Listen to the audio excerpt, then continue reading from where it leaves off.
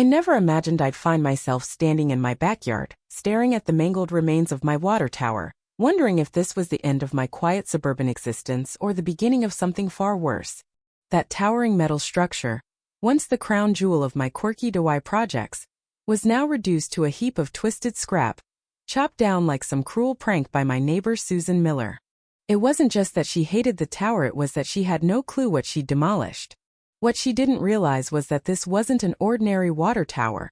It was a sophisticated piece of a prison-linked security system. Now I was tangled up in something deeper than I could have ever foreseen.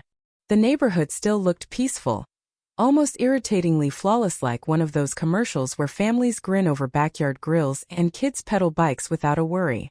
It was the kind of place where the biggest scandal was someone forgetting to bring in their trash cans. But I had a gut feeling that things were about to get messy. You see, Susan Miller, our HOA president, had never been a fan of me, my projects, or my offbeat lifestyle.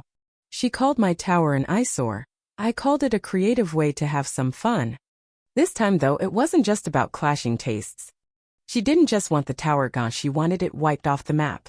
I still remember the day she marched up to my door, clipboard in hand, all puffed up with authority, demanding I dismantle the hideous structure in my yard.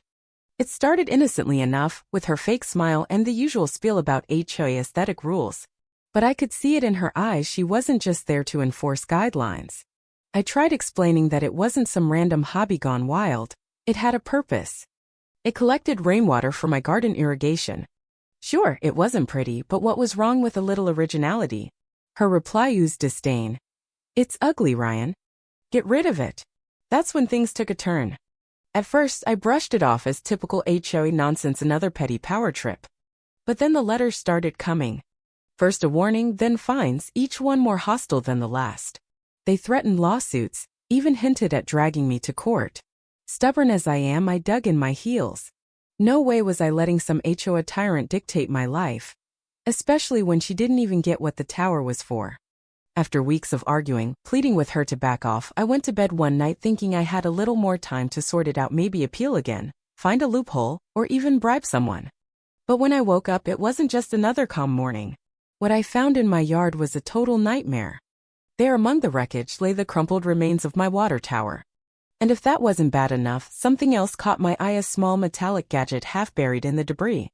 At first, I thought it was just a piece of the tower that had broken loose, but when I pulled it out, I realized it was something way more unsettling. It wasn't scrap, it was high-tech, with blinking lights and wires that didn't belong in a simple water tank. My stomach dropped. I didn't know what it was, but I knew it wasn't random. Someone had planted it there. Someone had set this up on purpose and then destroyed it. This wasn't about looks anymore, it was something much bigger. I called the police, but they were no help. We can't do anything without proof of a crime, the officer said over the phone. A wrecked water tower doesn't exactly scream felony, sir. Great. I was getting nowhere. Just as I was about to give up, a voice piped up behind me. Looks like you've got a problem, huh? I turned to see Ellen, my oddball, conspiracy-obsessed neighbor, standing there in her bathrobe, clutching a mug of coffee. She was always hovering around, spouting wild theories about the government, aliens, and secret cabals. Usually I tuned her out, but today I couldn't ignore her. Ellen, you won't believe this, they trashed my tower, I said, still reeling. Trashed, she replied, stepping closer to inspect the wreckage. Her eyes narrowed as she spotted the device in my hand. I don't think it's just trashed, Ryan. I think someone cut the signal. That thing gets tied to something huge, something the HOA doesn't want you to know about. This was a bit much. A high-tech gadget in my yard?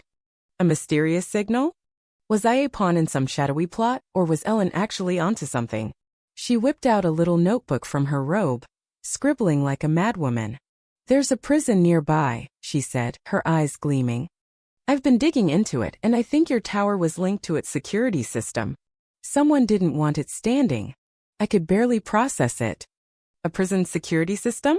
How could my goofy water tower be part of something that serious? Before I could think it through, Susan's voice cut through from the other side of the fence. You should have listened, Ryan, she called, her tone smug as ever. It's gone now. Good riddance. It wasn't just that she destroyed something I poured my heart into, it was the glee in her voice, the satisfaction of winning without knowing what she'd really done. That's when it hit me. Susan wasn't just an HOA busybody with a grudge. She was part of something darker, and now so was I. The next morning, I stood in my yard again, staring at the twisted metal that used to be my pride and joy. Anger simmered inside me, but more than that, I was confused. What had happened? Who would go to the trouble of not just tearing down my tower but planting a high-tech ATV in it? I needed answers, but no one seemed willing to give them. The police were useless, brushing it off as a neighbor spat. Unless I had hard proof, they wouldn't lift a finger. Who'd believe my water tower was tied to a prison security network? They'd think I'd lost it. So I turned to Ellen. She was the only one who might get it. I'd always dismissed her rants about surveillance in secret societies as harmless quirks, but now she felt like my only shot at understanding this mess.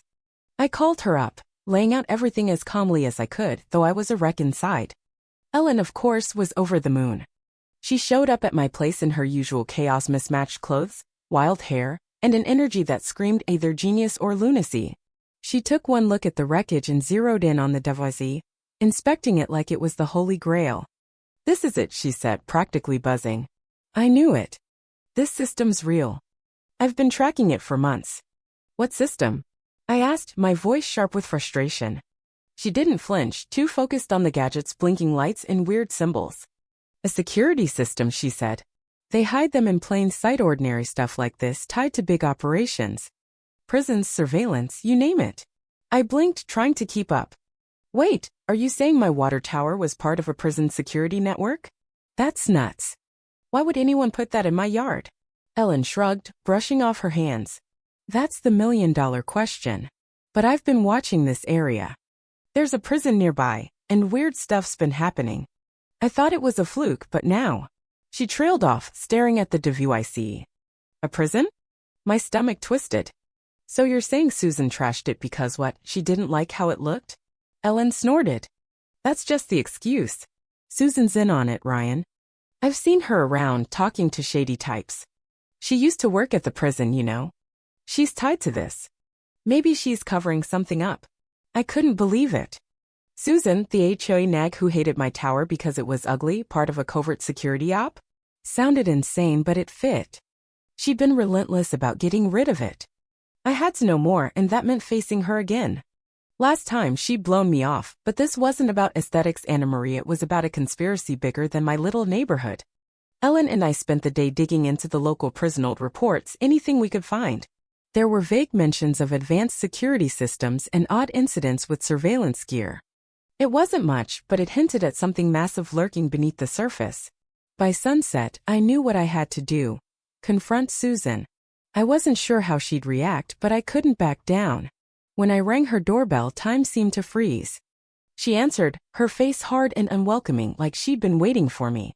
"I know what you did," I said, keeping my voice steady despite the chaos in my head. Her eyes narrowed, and for the first time, I saw something darker behind her usual smirk.